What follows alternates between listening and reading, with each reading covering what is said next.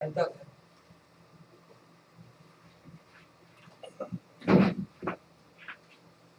Yo creo que es chiquito, no sé si lo ambientas también para que la persona.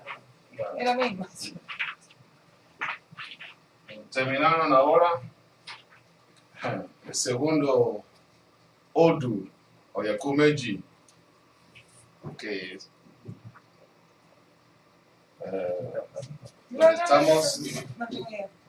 estamos de a poco profundizando mucho en Ifá y van a tener que buscar una forma de confundirse menos. Yo ya tengo la forma. Cada vez parece que no enseñamos nada.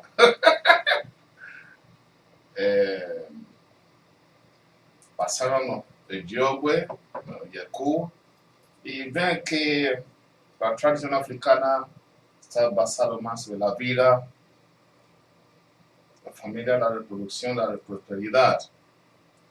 Y hay códigos morales que hay que mantener. Bueno, yo quiero felicitarlos a las dos porque han podido estudiar Oyekumeji. Así que vamos a extender este certificado a Imodo y Adriana Tille Moja, donde le entregamos este diploma como Imodo y Ojulowo Oyekumeji.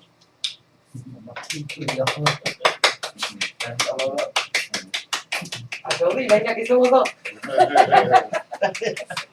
Bueno, y esta es para Imodo y Carla Tille Moja, que también es Imodo y Ojulowo Oyekumeji. Felicitaciones, Carla. Mira, salí, ahí está, salí. Se sigue juntando papeles, Seguimos juntando de premita. por lo menos para reconocer los temas que estuvimos dando. Ahora sí que hicimos en diciembre.